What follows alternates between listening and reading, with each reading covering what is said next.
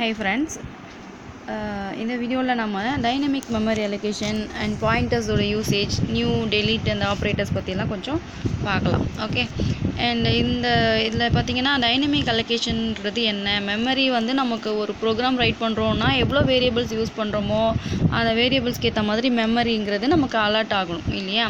Alert ஆகும்போது வந்து ஒரு ப்ரோக்ராமில் வந்து ஒரு ப்ரோக்ராம் இருக்குது, ஓகே, அதில் வந்து எனக்கு 5 வேரியபிள்ஸ் யூஸ் பண்ணியிருக்கேன்னா இன்டீஜர் டைப்பில் ஒரு 5 வேரியபிள்னா 5 × 2 வந்து எவ்வளோ மெமரி பைட்ஸ் அலர்ட் ஆகும், இப்போ 10 பைட்ஸ் ஆஃப் மெமரி அலர்ட் ஆகும். ஓகேவா, அந்த த்ரூஅவுட் த ப்ரோக்ராம் அந்த வேரியபிள்ஸ் மட்டும் தான் நான் யூஸ் பண்ண போகிறேன் அப்படின்னா அந்த ப்ரோக்ராம் முடிகிற வரைக்கும் என்ன பண்ணணும், அந்த 10 பைட்ஸ் ஆஃப் மெமரி நீங்கள் அலர்ட் பண்ணிட்டீங்க. ஓகே, அவ்வளோதான். அதுக்கு மேலே வந்து நீங்கள் வேறு ஏதோ ஒரு வேரியபிள் ஆட் பண்ணணும்னு நினச்சாலும் அந்த ப்ரோக்ராம் எக்ஸிக்யூஷன் முடிஞ்சு எண்ட் ஆகிட்டு திரும்பியும் போய் நீங்கள் ப்ரோக்ராமில் மாடிஃபை பண்ணுற வரைக்கும் என்ன பண்ண முடியாது, அந்த ப்ரோக்ராம் நீங்கள் நினச்ச அந்த எக்ஸ்ட்ரா வேரியபிள்ஸை ஆட் பண்ண முடியாது இல்லையா. ஸோ இதுதான் வந்து என்னென்னா நார்மலாக நம்ம யூஸ் பண்ணுற கம்பைல் டைம் அலோகேஷன். ஓகேவா, கம்பைல் பண்ணுறதுக்கு முன்னாடியே என்ன பண்ண ப்ரோக்ராமில் எவ்வளோ வேரியபிள்ஸ் யூஸ் பண்ண போகிறோம், எவ்வளோ பைட் தேவைப்படுது அப்படிங்கிறது எல்லாமே வந்து கான்ஸ்டண்ட்டாக நம்ம சொல்லிடணும். ஓகேவா, ஸோ இது வந்து என்னென்னா ஸ்டாட்டிக், அதாவது மாறாது. ப்ரோக்ராம் எக்ஸிக்யூஷன் முடிஞ்சு திரும்பியும் நம்ம போய் மாற்றுற வரைக்கும் என்ன பண்ணாதது, மாறாது. அதனால அது ஸ்டாட்டிக் அலோகேஷன் அப்படின்னு சொல்கிறோம். சப்போஸ் இப்போ எக்ஸாம்பிள் பார்த்தீங்கன்னா ஏதோ ஒரு ஆர்கனைசேஷன் இருக்குது, அந்த ஆர்கனைசேஷனில் வந்து எம்ப்ளாயீஸ் இருக்காங்க, அவங்களோட எம்ப்ளாயீஸோட லிஸ்ட்டு வந்து ப்ரிப்பேர் பண்ணிகிட்ருக்காங்க. இத்தனை எம்ப்ளாயி நம்பரோ ரோல் நம்பரோ நேமோ அப்படின்னு கொடுக்குறாங்கன்னு வச்சுக்கோங்க. அதுக்கு வந்து ஒரு அரே யூஸ் பண்ணுறோம். ஓகே, அந்த ஆஃபீஸில் வந்து ஒரு 500 எம்ப்ளாயீஸ் இருக்காங்க. அப்போ வந்து என்ன பண்ணியிருப்போம், அந்த 500 எம்ப்ளாயீஸுக்கு தான் வந்து நேம் லிஸ்ட்டு அதாவது கொடுப்போம் இல்லையா. இப்போ வந்து எப்போவுமே வந்து எக்ஸாக்டாக கொடுக்க மாட்டோம், ஒருவர் அதிகமாகலாம் அப்படின்னா ஒரு 1000 கிட்ட கொடுத்துருப்போம். ஓகே, அரே ஆஃப் 1000 அப்படின்னு கொடுத்து எம்ப்ளாயியோட ரோல் நம்பர், அதாவது எம்ப்ளாயியோட ஐடி நம்பர் அப்படின்னு கொடுக்குறோன்னு வச்சுக்கோங்க.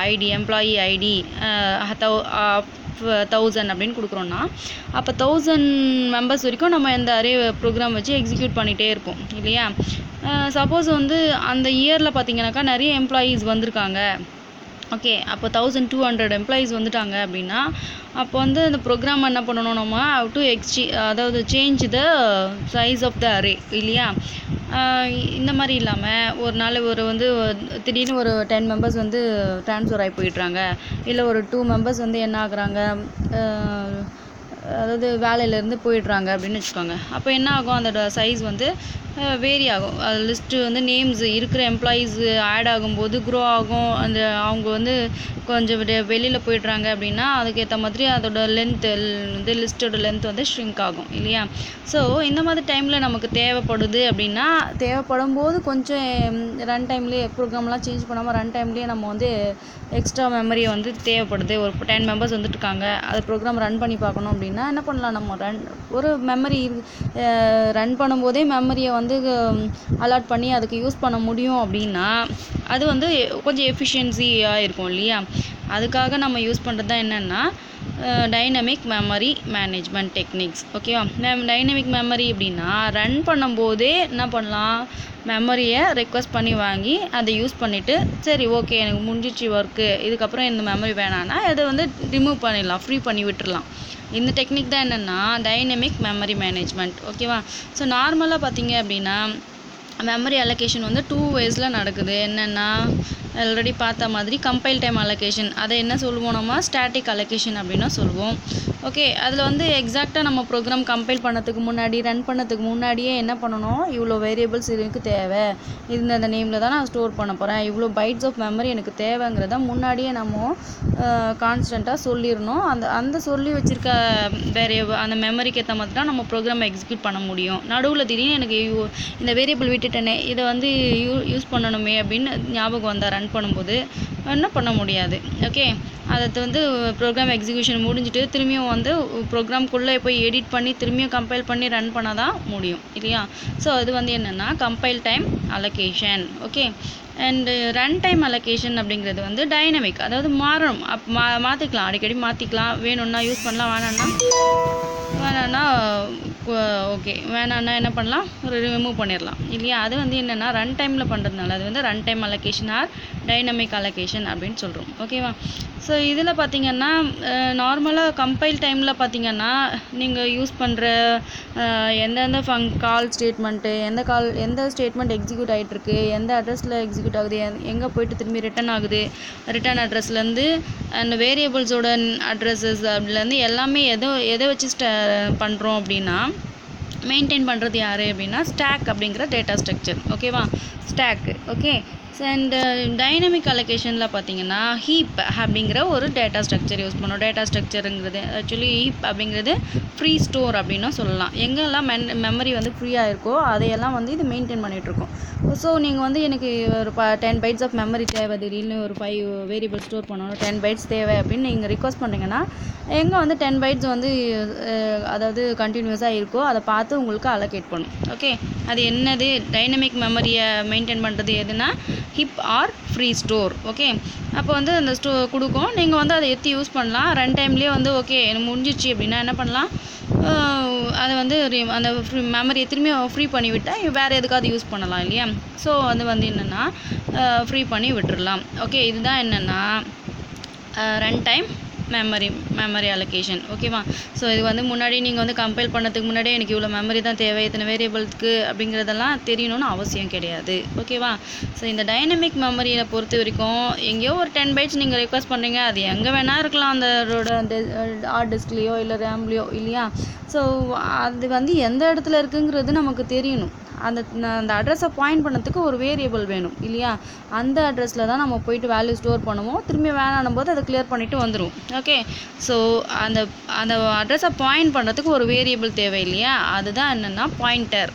என்னது, பாயிண்டர் அப்படிங்கிறது. ஸோ இந்த டைனமிக் அலோகேஷனில் பொறுத்த வரைக்கும் பாயிண்டர்ஸுங்கிறது ரொம்ப இம்பார்ட்டன்ட் ரோலாக இருக்குது. ஓகே, சரி. இப்போ வந்து பார்த்திங்கன்னா எப்படி வந்து அலோகேட் பண்ணுறோம் அப்படின்னு பார்த்தீங்கன்னா ஸ்டோர் வந்து ஒரு எக்ஸாம்பிள் பாருங்கள்.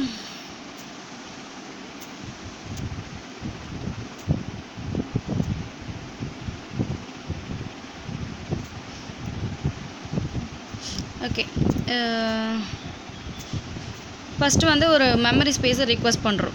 ஓகேவா. ரிக்வஸ்ட் பண்ணி அங்கே வந்து இப்போ என்ன பண்ணோம், எங்கே இருக்குது மெமரி, நீங்கள் கேட்குற அளவுக்கு மெமரி எங்கே இருக்கோ அதை வந்து என்ன பண்ணோம், ரிக்வஸ்ட் பண்ணதுக்கு ஏற்ற மாதிரி அது வந்து உங்களுக்கு ஓகே கொடுக்குறேன் அப்படின்னு சொல்லிட்டு அக்செப்ட் பண்ணிக்கும். ஓகே, ஸோ அக்செப்ட் பண்ணது அப்போ வந்து அந்த அட்ரஸ் எது அப்படிங்கிறத என்ன பண்ணுவோம்னா எந்த அட்ரஸை வந்து கொடுக்குறங்க அப்படின்றத ஒரு பாயிண்டர் வேரியபிளை நம்ம ஸ்டோர் பண்ணுறோம்.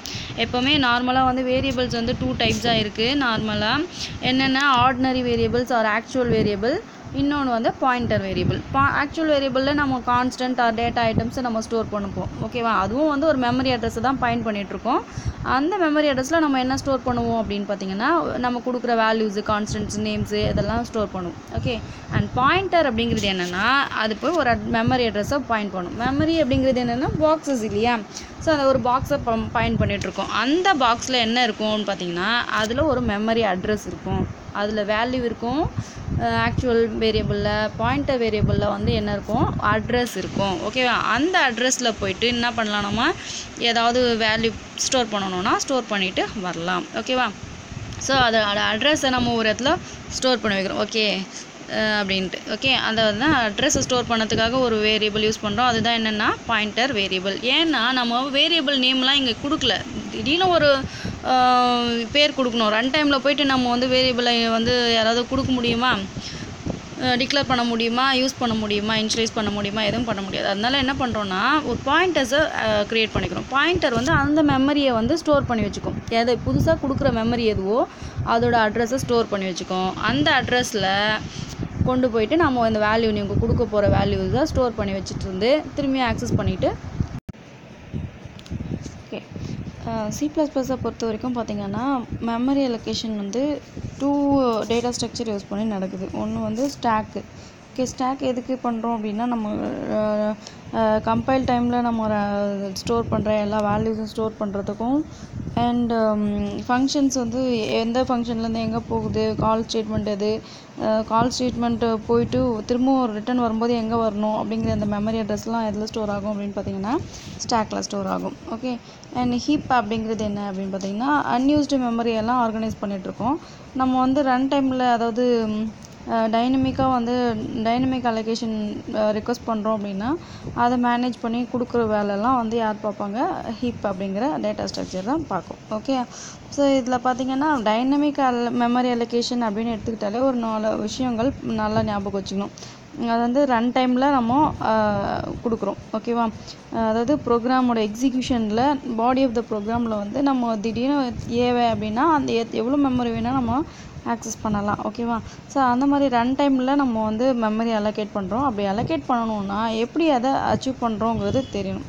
அது வந்து நியூ அப்படிங்கிற ஆப்ரேட்டர் யூஸ் பண்ணி தான் நம்ம அதை வந்து அதாவது அக்செப்ட் பண்ணுறோம். ஓகேவா, மெமரியை. ஓகே, அண்ட் நியூ அப்படிங்கிறதுக்கு நியூவு, அண்ட் இப்போ நீங்கள் யூஸ் பண்ணி முடிச்சிட்டிங்க அப்படின்னா ஆக்சுவலி அதை யூஸ் பண்ணும்போது எப்படி வந்து ஒரு மெமரி ஒரு 10 bytes ஆஃப் மெமரி ரிக்வயர் ஆகுது அப்படின்னா நீங்கள் நியூ அப்படின்னு கொடுத்து 10 bytes கேட்குறீங்க, என்ன டேட்டா டைப் அப்படின்ட்டுலாம் கொடுத்து நீங்கள் கேட்குறீங்க. ஓகே, அதுக்கு வந்து நீங்கள் கேட்குற மாதிரியே ஒரு மெமரி அலாட் ஆகுது அப்படின்னா அது எந்த இடத்துல இருக்குங்கிறத அந்த அட்ரஸ் தெரியணும் நமக்கு.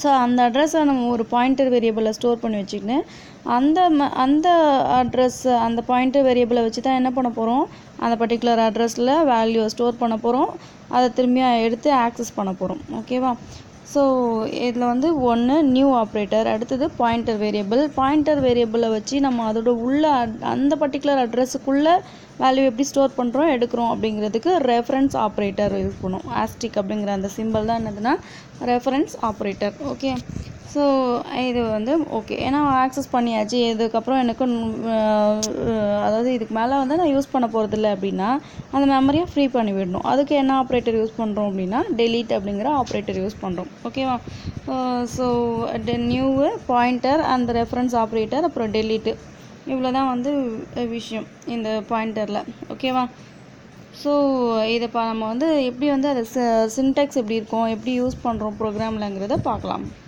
ஓகே, இப்போ இந்த கோர்ஸ் ஸ்னிப்பெட் பார்த்தீங்கன்னாக்கா நியூ இன்ட் அப்படின்னு கொடுக்குறோம். அப்போ இன்டீஜர் டைப்புன்னா 2 bytes ஆஃப் மெமரி எனக்கு தேவைப்படுது அப்படின்னு நம்ம ரெக்வஸ்ட் பண்ணுறோம். ஓகேவா, ஸோ இது வந்து நியூ டபுள் அப்படின்னு கொடுக்குறோம். அப்போ டபுளுக்கு வந்து 8 bytes ஆஃப் மெமரி ரெக்வஸ்ட் பண்ணுறோம். Okay, and next new int of 60 அப்படின்னா 60 எலமெண்ட்ஸுக்கு நமக்கு தேவை அரே. ஆக்சுவலி இது என்னென்னா அரே, இன்டீஜர் அரே. 60 எலமெண்ட்ஸ்க்கு எனக்கு இன்டீஜர் டைப்பில் மெமரி வேணும். அப்போ 60 × 2 எவ்வளோ, 120 bytes ஆஃப் மெமரி தேவைப்படுது அப்படின்னு நம்ம ரெக்வஸ்ட் பண்ணியிருக்கோம். ஓகேவா, ஸோ இந்த மாதிரி மெமரியெல்லாம் ரெக்வஸ்ட் பண்ணுறீங்க, அதுக்கு கிடச்சிருச்சு மெமரி அப்படின்னா அது எங்கே கிடச்சிது, அதை எப்படி ஆக்சஸ் பண்ணுறதுங்கிறது தெரியாது. அதனால் நீங்கள் அந்த மாதிரி ரிக்வெஸ்ட் பண்ணுறது வேஸ்ட்டாக இருக்கும். ஓகேவா, ஸோ அதுக்கு என்ன பண்ணுறோம் அப்படின்னா ஒரு பாயிண்டர் வேரியபிள் டிக்ளேர் பண்ணிவிட்டு அந்த பாயிண்டர் வேரியபிளில் என்ன பண்ணுறோம், நம்ம அதாவது கெட் பண்ணுற மெமரியோட அட்ரஸை ஸ்டோர் பண்ணி வச்சுக்கிறோம். அப்போ வந்து அந்த அட்ரஸில் நம்ம வேல்யூ ஸ்டோர் பண்ணவோ ஆக்சஸ் பண்ணவோ யூஸ்ஃபுல்லாக இருக்கும். ஓகே, ஸோ இப்போ பார்த்தீங்கன்னா எப்படி பாயிண்டர் டிக்ளேர் பண்ணுவோம், நார்மலாக வேரியபிள் எப்படி டிக்ளேர் பண்ணுவோம்னா இன்ட் ஏ அப்படின்னு கொடுக்குறோன்னு வச்சுக்கோங்க. அப்போ வந்து ஏங்கிறது வேரியபிள். ஓகே, ஆனால் பாயிண்டர் வேரியபிளுக்கு முன்னாடி என்ன கொடுப்போம், டேட்டா டைப்பும் ஆஸ்ட்ரிக் அப்படிங்கிற இந்த ரெஃபரன்ஸ் ஆப்ரேட்டர் வந்து கொடுப்போம். ஓகேவா, ரெஃபரன்ஸ் ஆப்ரேட்டர் வந்து இன்டைரக்ஷன் ஆப்ரேட்டர் அப்படின்னு சொல்லலாம். ஓகேவா, அண்ட் இந்த ரெஃபரன்ஸ் ஆப்ரேட்டர் வந்து கொடுத்தா தான் அது பாயிண்டருன்னு கன்சிடர் பண்ணும். ஓகே, நெக்ஸ்ட் இப்போ டிக்ளேர் பண்ணியாச்சு. p = அப்படின்னு என்ன பண்ணுறோம், நியூ இன்ட். அப்போ இன்ட் டைப்பை தேவையான 2 bytes ஆஃப் மெமரியை நீங்கள் ரெக்வஸ்ட் பண்ணுறீங்க. அண்ட் அந்த ரெக்வஸ்ட் பண்ணி கிடைக்கிற மெமரியோட அட்ரஸை என்ன பண்ணுறோம், p அப்படிங்கிற இந்த பாயிண்டர் வேரியபிளில் ஸ்டோர் பண்ணுறோம். அதே மாதிரி டபுள் டைப்பில் டிங்கிற ஒரு பாயிண்டர் வேரியபிள் டிக்ளேர் பண்ணுறோம். அதுக்கும் நியூ டபுள்னு கொடுத்து 8 bytes மெமரியை வந்து அலோகேட் பண்ணுறோம். அதோட அட்ரஸை டியில் ஸ்டோர் பண்ணுறோம். ஓகே, இந்த மாதிரி மெமரி வந்து நமக்கு வேணும் அப்படின்னா ரன் டைமில் வேணும்னா எம்லாக், அதாவது மெமரி அலோகேஷன் அப்படிங்கிற ஃபங்க்ஷனையும் யூஸ் பண்ணலாம். அது சிலையும் இருக்குது, C++லையும் இருக்குது, அண்ட் அது என்ன பண்ணோன்னு பார்த்தீங்கன்னாக்கா மெமரி எவ்வளோ தேவையோ அவ்வளோ மெமரியை வந்து அலாட் பண்ணி அதோட ஃபஸ்ட்டு ஸ்டார்டிங் அட்ரஸை வந்து உங்களுக்கு ஸ்டோர் பண்ணி கொடுக்கும். ஓகே, அது தவிர நியூ என்ன பண்ணோம் அதை விட பெனிஃபிட்டாக அப்படின்னு பார்த்தீங்கன்னா அதுக்கு தேவையான ஆப்ஜெக்ட்ஸையும் வந்து கன்ஸ்ட்ரக்ட் பண்ணும். மெமரி அலாட் பண்ணும், இப்போ அட்ரஸையும் கொடுக்கும்.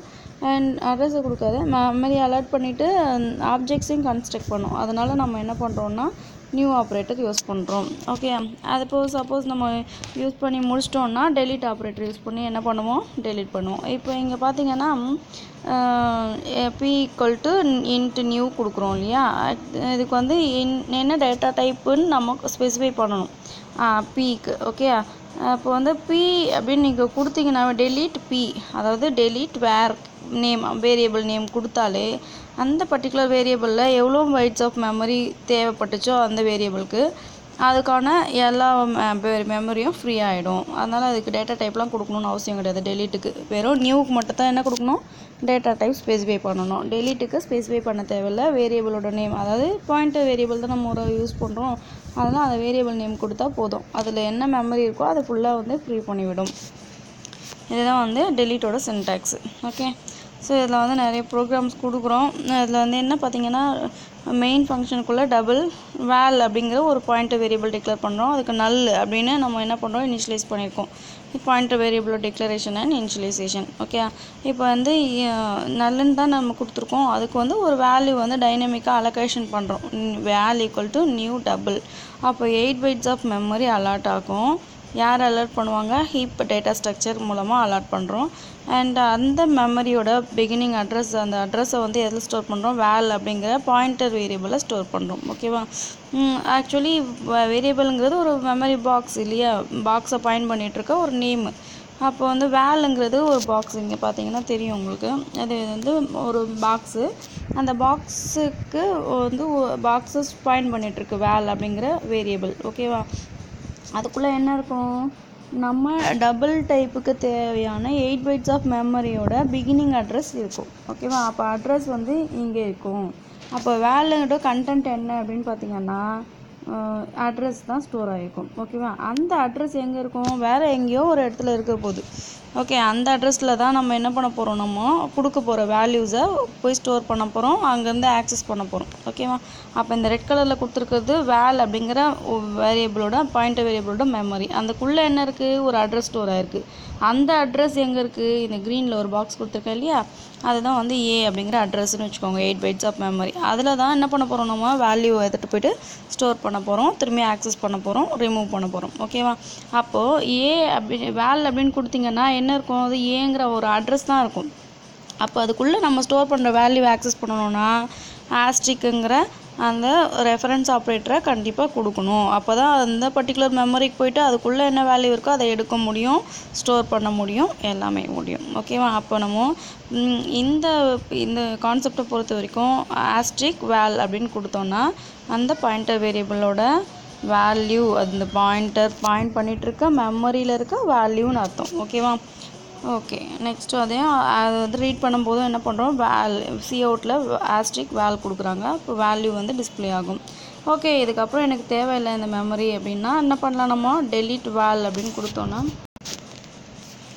ஸோ டெலீட் வேல் அப்படின்னு கொடுத்தோம்னா என்ன ஆகும், அந்த வேல் அப்படின்னு பாயிண்ட் பண்ணிகிட்ருக்க அந்த 8 பைட்ஸ் ஆஃப் மெமரியும் என்ன ஆகும், ஃப்ரீ ஆகிடும். ஓகேவா, மெமரியை ஃப்ரீ பண்ணி விட்டுரும். ஓகே, அண்ட் நெக்ஸ்ட்டு பார்த்திங்கன்னா அதாவது அரே ஆஃப் கேரக்டர்ஸ்க்கும் என்ன பண்ணலாம், நம்ம இந்த மாதிரி ஒரு வேல்யூ தான் இல்லையா, இப்போது வேலுங்கிறது 8 பைட்ஸ் ஆஃப் மெமரியில் ஸ்டோர் பண்ணுற ஒரு வேல்யூவோடது தான். ஓகே, அப்போது நம்ம array of objects, array of கேரக்டர்ஸ்க்கும் என்ன பண்ணலாம், நம்ம இந்த மாதிரி பாயிண்டர்ஸ் வந்து டைனமிக்காக அலர்ட் பண்ணி பாயிண்டர்ஸ் யூஸ் பண்ணி ஆக்சஸ் பண்ண முடியும். அதுக்கு எக்ஸாம்பிள் கொடுத்துருக்காங்க. கேர் ஆஸ்ட்ரிக் வேல் = நல். இது வந்து கேரக்டர் டைப்பில் ஒரு வேரியபிள், பாயிண்டர் வேரியபிள் இனிஷியலைஸ் பண்ணியிருக்கோம். And value = new character of 40. அப்போ 40 கேரக்டர் டைப்புக்கு 40, அதாவது கேரக்டர்னால் 1 பைட் இல்லையா, அப்போ 40 × 1 40 பைட்ஸ் ஆஃப் மெமரி வந்து என்ன ஆகும், அலர்ட் ஆகும். அதை வந்து இதோட அட்ரஸ் எங்கள் இதில் ஸ்டோர் பண்ணுறோம், வேல் அப்படிங்கிற ஒரு பாயிண்டர் வேரியபிளில் ஸ்டோர் பண்ணுறோம். ஓகேயா, ஸோ இந்த மாதிரி என்ன பண்ணலாம், அரேவையும் என்ன பண்ண முடியும், பாயிண்டரை வச்சு நம்ம ஆக்சஸ் பண்ண முடியும் டைனமிக் மெமரி அலோகேஷனில். ஸோ நெக்ஸ்ட்டு பார்த்தீங்கன்னாக்கா ஆப்ஜெக்ட்ஸ் அரே ஆஃப் ஆப்ஜெக்ட்ஸையும் இல்லை ஆப்ஜெக்ட்ஸ்க்கு என்ன பண்ண முடியும், நம்ம பாயிண்டர் வந்து க்ரியேட் பண்ண முடியும் அப்படிங்கிறதுக்கு ஒரு எக்ஸாம்பிள் கொடுத்துருக்காங்க. ஸோ கிளாஸ் ஸ்டுட் அப்படிங்கிறது, கிளாஸ் ஸ்டுட்டில் பப்ளிக்கில் பார்த்தீங்கன்னா ஸ்டுட் அப்படிங்கிற ஒரு கன்ஸ்ட்ரக்டர் ஃபங்க்ஷன், கிளாஸ் நேம் மாதிரி இருக்கிறதுனால அது என்னது கன்ஸ்ட்ரக்டர் ஃபங்க்ஷனு. அண்ட் டில்டு சிம்பிளோட கன்ஸ்ட்ரக்டர், அதாவது கிளாஸ் நேம் இருக்கிறது இது என்னதுன்னா டிஸ்ட்ரக்டர். ஓகே, ஸோ இது வந்து ஒரு கிளாஸுக்கு கொடுத்துருக்கோம். அண்டு நிறைய கோடிங் வந்து மிஸ் ஆகிருக்கும், ஜஸ்ட்டு என்ன வேணுமோ அது மட்டும் கொடுத்துருக்காங்க இந்த ப்ரோக்ராமில். ஸோ இன்ட் மெயின் இங்கே பார்த்தீங்கன்னா ஸ்டுட் ஆஸ்ட்ரிக் எஸ், ஆக்சுவலி ஸ்டுட்டுங்கிறது கிளாஸ் நேமு, எஸ்ஸுங்கிறது அப்போ என்னது கிளாஸோட ஆப்ஜெக்ட். ஓகே, ஆப்ஜெக்ட் க்ரியேட் பண்ணியிருக்கோம். என்ன டைப்பில் நம்ம க்ரியேட் பண்ணியிருக்கோம், ஆஸ்ட்ரிக் கொடுத்ததில் அது பாயிண்டர். அப்போது இந்த பாயிண்டர் என்ன டைப் ஆஃப் பாயிண்டரு அப்படின்னு பார்த்தீங்கன்னா object type pointer. Okay, stud அப்படிங்கிறது என்ன type of pointer, object type pointer create பண்ணியிருக்கோம். அப்போ equal to new stud of 6. அப்போ எவ்வளோ ஆப்ஜெக்ட்ஸ் க்ரியேட் பண்ணியிருக்கோம் நம்மனா, ஸ்டுட் ஆஃப் 6ங்கிறது வந்து 6 ஆப்ஜெக்ட்ஸ். ஓகே, 6 ஆப்ஜெக்ட்ஸ்க்கு தேவையான மெமரி எனக்கு வேணும். அதை பாயிண்ட் பண்ணுறதுக்கு ஒரு ஆப்ஜெக்ட் நான் க்ரியேட் பண்ணியிருக்கேன், pointer object. Okay, pointer type of object வந்து க்ரியேட் பண்ணியிருக்கேன் அப்படின்னு என்ன பண்ணியிருக்கோம் கொடுத்துருக்காங்க. ஓகே, ஸோ நாங்கள் யூஸ் பண்ணி முடிச்சிட்டேன் ப்ரோக்ராமில் அப்படின்னா அந்த pointer object type of pointer என்ன பண்ணலாமா கிளியர் பண்ணி விடலாம். அதுக்கு எப்படி பண்ணுவோம், டெலீட் அந்த ஸ்கொயர் ப்ராக்கெட்ஸ் கொடுத்து எஸ் கொடுத்துருக்காங்க. அப்போது இந்த பர்டிகுலர் எஸ்ங்கிற பாயிண்ட் பண்ணிகிட்ருக்க எத்தனை ஆப்ஜெக்ட்ஸோட வேல்யூ மெமரியோ அது எல்லாமே என்ன ஆகணும், கிளியர் ஆகிடணும், டெலீட் ஆகிடும். ஓகேவா, ஸோ இதுதான் என்னென்னா டைனமிக் மெமரி அலோகேஷன். அண்ட் அதில் நம்ம என்னென்ன யூஸ் பண்ணுறோம் அப்படிங்கிறது. அண்ட் இது மட்டும் இல்லாமல் என்ன பண்ணலாம், பாயிண்டர்ஸ், இப்போ நம்ம இதே கான்செப்ட் தான், எப்படி டிக்ளேர் பண்ணுறோம் பாஸ் பண்ணுறோம், இதே தான். அட்ரஸ் ஆஃப் சிம்பிள் கொடுத்தோம்னாவே அது வந்து ரெஃபரன்ஸ் டைப்புன்னு அர்த்தம். ஓகே, ஸோ அதை வச்சு என்ன பண்ணோம், ஒரு ஆப்ஜெக்ட்டுக்கு பாயிண்டரை பேராமீட்டராகவும் பாஸ் பண்ணலாம், அதாவது அட்ரஸை பேராமீட்டராக பாஸ் பண்ணலாம். ஓகேவா, அது கால் பை வேல்யூ, கால் பை ரெஃபரன்ஸ்லாம் பார்ப்போம் இல்லைங்களா, அதில் வந்து என்ன பண்ணுவோம், அட்ரஸை வந்து நம்ம பாஸ் பண்ணுவோம். அது ஆக்சுவலி என்னென்னா பாயிண்டரை பாஸ் பண்ணுற மாதிரி தான். ஓகே, அந்த மாதிரி என்ன பண்ணலாம், நம்ம பாயிண்டரை ஒரு ஃபங்க்ஷனுக்கு ஆர்குமெண்ட்டாக பாஸ் பண்ணவும் முடியும். ஒரு ஃபங்க்ஷன்லேருந்து ஒரு அட்ரஸை இல்லை பாயிண்டரை ரிட்டர்ன் வேல்யூவாகவும் அனுப்ப முடியும். ஓகேவா, அது அந்த கான்செப்ட் வந்து நமக்கு தெரியணும். ஓகே, நெக்ஸ்ட்டு பார்த்தீங்கன்னா டைனமிக் அலோகேஷனில் வந்து என்ன வந்து அட்வான்டேஜ் இருக்குது அண்ட் ஸ்டாட்டிக் டைனமிக் மெமரி அலோகேஷனுக்கு டிஃப்ரென்ஸ் என்ன அப்படின்னு ஜஸ்ட் பார்க்கலாம். ஓகே, ஆல்ரெடி நம்ம பார்த்தது தான். இதில் பார்த்தீங்கன்னா இதுக்கு வந்து ஒரு ஜஸ்ட்டு நம்மளோட ரியல் டைம் எக்ஸாம்பிள் சொல்கிறோம், ஒரு ஷார்ட்கட் மாதிரி, அது பார்த்துக்கோங்க. ஸ்டாட்டிக் அப்படிங்கிறது என்ன அப்படின்னு பார்த்தீங்கன்னா, நம்ம ப்ரோக்ராம் வந்து எக்ஸிக்யூட் பண்ணதுக்கு முன்னாடியே எவ்வளோ மெமரி தேவைப்படுதுங்கிறத நம்ம ஸ்பெசிஃபை பண்ணிடணும், நமக்கு தெரிஞ்சிருக்கணும், அதை ஸ்பெசிஃபை பண்ணிடணும். ஒன்ஸ் நம்ம ப்ரோக்ராம் ரன் பண்ண ஸ்டார்ட் பண்ணிட்டோன்னா ப்ரோக்ராம் எண்ட் ஆகிற வரைக்கும் எதுவுமே சேஞ்ச் பண்ண முடியாது. என்ன நமக்கு திடீர்னு தேவைப்படுது மெமரினாலும் அலர்ட் பண்ண முடியாது இல்லையா. ஸோ இது வந்து அதனால் வந்து ஏற்கனவே நம்ம அலர்ட் பண்ணிட்ட மெமரியும் ரீயூஸ் பண்ணுற பர்பஸ்லாம் எதுவுமே கிடையாது. ஸோ அது வந்து என்னென்னா அதாவது பெர்மனெண்ட்டாக அலர்ட் ஆகிடும். அந்த ப்ரோக்ராம் எக்ஸிக்யூஷன் வந்து ஃபுல்லாக முடிகிற வரைக்கும் பெர்மனெண்ட்டாக அலர்ட் ஆகும். எக்ஸிக்யூஷனுக்கு முன்னாடியே மெமரி அலர்ட் ஆகிடும். அதை வந்து மெயின்டைன் பண்ணுறதுக்கு என்ன யூஸ் பண்ணுறோம், டேட்டா ஸ்ட்ரக்சர்னால் ஸ்டாக் இம்ப்ளிமெண்ட் பண்ணுது. ஓகே, அண்ட் எஃபிஷியன்ஸ் அப்படின்னு பார்த்தோன்னாக்கா லெஸ்ஸாக தான் இருக்கும். இது வந்து ரீயூசபிலிட்டி இல்லை, ஏன்னா ஒரு முறை அலர்ட் பண்ணிட்டோன்னா அந்த வேரியபிளுக்கு தான் அது அப்படிங்கிற மாதிரி இதனால் ரன் பண்ணும்போது நம்ம ரீயூசபிலிட்டி கிடையாது. ஓகே, அதே டைனமிக் அலோகேஷனில் பார்த்திங்கன்னா வேரியபிள்ஸ் வந்து எப்போ ப்ரோக்ராம் ரன் ஆகிட்ருக்கோ அப்போ உனக்கு தேவைப்படும் போது என்ன பண்ணலாம், நீங்கள் எவ்வளோ மெமரி தேவையோ அதை வந்து நம்ம அலர்ட் பண்ணிக்க முடியும் எக்ஸிக்யூஷன் அப்போவே. ஓகே, அண்ட் ப்ரோக்ராம் எக்ஸிக்யூஷன் அப்போ தான் என்ன பண்ணுறோம், நம்ம மெமரியை அலர்ட் பண்ணுறோம். ஓகே, இதை மெயின்டைன் பண்ணதுக்கு என்ன டேட்டா ஸ்ட்ரக்சர் யூஸ் பண்ணுறோன்னா ஹீப் அப்படிங்கிற டேட்டா ஸ்ட்ரக்சர். ஹீப்புக்கு இன்னொரு நேம் வந்து ஃப்ரீ ஸ்டோர் அப்படிங்கிறது. இதெல்லாம் ஞாபகம் வச்சுக்கோங்க, 1 மார்க்கில் வரதை ஆன்சர் பண்ணணும். ஸோ இது வந்து மோர் எஃபிஷியண்ட்டாக இருக்கும். ரீயூசபிலிட்டி, அதாவது நம்ம வந்து யூஸ் பண்ணுற வரைக்கும் யூஸ் பண்ணிவிட்டு திரும்பி வேண்டான்னா என்ன பண்ணுறோம், டெலீட் பண்ணிவிடுறோம், அதாவது ரிமூவ் பண்ணி விட்றோம். அதனால் அந்த ரிமூவ் பண்ணி விடுற மெமரி திரும்பவும் வேறு ஏதாவது ப்ரோக்ராம் வந்து யூஸ் பண்ணிக்கும். சரிங்களா, அதனால் வந்து ரீயூசபிலிட்டி ஆஃப் மெமரி இருக்குது. ஓகே, ஸோ இதுக்கு வந்து ஷார்ட்கட் அப்படின்னு எடுத்துக்கிட்டிங்கன்னா ஸ்டாட்டிக் அதாவது compile time allocation static memory அலோகேஷனுக்கு வந்து நம்ம வந்து ஒரு இட்லி செய்கிறதும் தோசை செய்கிறதையும் ஞாபகம் வச்சுக்கோங்க. அது வந்து ஷார்ட்கட் மாதிரி. ஓகே, இட்லி வந்து என்ன பண்ணுவோம், ஒரு 5 தட்டு வச்சு ஒரு இட்லி குக்கர் இருக்குது அப்படின்னா அந்த 5 தட்டு எத்தனை பேர் இருக்காங்களோ அத்தனை பேருக்கு நம்ம ஊற்றுவோம் இல்லையா. ஸோ ஊற்றும் போது என்ன பண்ணுவோம், ஓகே 5 தட்டுலேயும் வந்து இட்லி ஊற்றி வச்சுட்டோம் அப்படின்னா ஒன்ஸ் இத்தனை இட்லி வேணும் அப்படின்னும் போது அத்தனை இட்லிக்கு தேவையான மாவெல்லாம் போட்டு எல்லாம் ரெடி பண்ணி முதல்ல வச்சுட்டு அதுக்கப்புறம் வந்து ஸ்டவ் ஆன் பண்ணி வச்சிடுறோம். அந்த குக்கர் வந்து விசில்லாம் முடிஞ்சு இட்லி வந்து எடுத்து வைக்கிற வரைக்கும் என்ன பண்ணுவோம், நம்ம அதை எதுவுமே சேஞ்ச் பண்ண முடியாது. ஓகேவா, அதனால் அது என்னென்னா ஸ்டாட்டிக் மெமரி அலோகேஷன். ஓகேவா, ஸோ திடீர்னு ஒருத்தர் வந்துட்டாங்க, ஐயோ இட்லி பத்தாதே அவங்களுக்கும் வேணுமே அப்படின்னு நம்ம நடுவில் வந்து அதை எடுத்து எதுவுமே பண்ண முடியாது. ஏன்னா எல்லா தட்டுலையும் ஊற்றி வச்சுட்ருக்கோம், இருக்கிறவங்களும் சரியாயிடும். அவங்களுக்கு அதை வந்து எக்ஸ்ட்ரா வந்து அந்த ஒரு முறை விசில்லாம் முடிஞ்சு எடுத்துகிட்டு திரும்பியும் வந்து இன்னொரு முறை வந்து ப்ராசஸ் பண்ணால் தான் என்ன பண்ண முடியும், நம்ம எக்ஸ்ட்ரா பண்ண முடியும். ஓகேவா, அப்போ வந்து நடுவில் வந்து எந்த மெமரியும் அலோகேட் பண்ண முடியாது அப்படிங்கிறதுக்கு தான் வந்து இந்த இட்லி செய்கிறதோ எக்ஸாம்பிள். ஓகேவா, அதே நீங்கள் தோசை வச்சு தவாவில் ஊற்றுறீங்க அப்படின்னா ரெண்டு பேர் இருக்கோம் நம்ம வீட்டில், 2 பேருக்கு தோசை செய்துகிட்டே இருக்கோம். திடீர்னு ஒருத்தர் வந்துட்டாங்கன்னாலும் என்ன பண்ணலாம், ஸ்டவ் ஆஃப் பண்ணிவிட்டு இருந்தாலும் இப்போது வந்துட்டிங்களா அப்படின்னு என்ன பண்ணுறோம், திரும்பியும் வந்து ஸ்டவ் ஆன் பண்ணி தேவைப்படுற தோசை வரைக்கும் தோசை வார்த்து என்ன கொடுத்துட்றோம். ஓகே முடிஞ்சிச்சு அப்படின்னா என்ன பண்ணுறோம், அந்த தோசை தவா ஃப்ரீ பண்ணி விட்டுரும் இல்லையா. ஸோ இந்த மாதிரி என்ன பண்ணோம், இது வந்து டைனமிக் அலோகேஷன். அப்போ வந்து தோசை தவாவை நம்ம என்ன பண்ணுறோம், தேவைக்கேற்ற மாதிரி எப்போ வேணுமோ அப்போ எடுத்து யூஸ் பண்ணிக்கலாம், ஃப்ரீ பண்ணிக்கலாம், நம்மளோட கன்வீனியண்ட்டாக இருக்கும், எஃபிஷியன்சியாக இருக்கும். ஓகேவா, ஸோ இதை வந்து ஷார்ட்கட்டாக வச்சுக்கோங்க ஞாபகம். அப்போ இதில் வந்து டைனமிக் மெமரியில் பார்த்தீங்கன்னா new operator, delete operator, pointer, reference operators இதெல்லாம் வந்து யூஸ் பண்ணோம். இதில் வந்து இன்னொரு விஷயம் என்ன சொல்லணும் அப்படின்னு பார்த்தீங்கன்னா, ஒரு கொஷின் கொடுத்து இதில் எதெல்லாம் ஆப்ரேட்டர்ஸ் அப்படின்னு கேட்குறாங்கன்னு வச்சுக்கோங்க.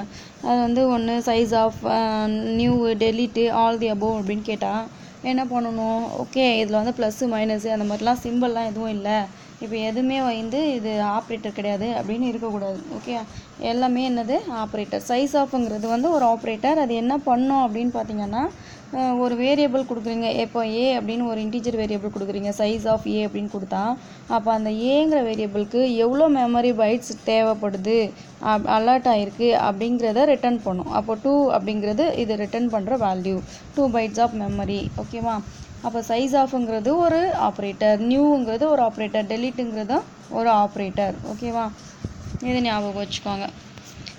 ஸோ அவ்வளோதான், இது வந்து ரொம்ப நம்ம முடிச்சிருக்கோம். இன்னொரு வீடியோவில் வந்து இந்த பைத்தான் அண்ட் பிஹெச்பி பற்றி பார்க்கலாம். ஓகேவா, இதோட வந்து உங்களுக்கு C++ கம்ப்ளீட் ஆகும். கொஷின்ஸ் கொடுக்குறேன் நெக்ஸ்ட் வீடியோவில். Okay, thank you.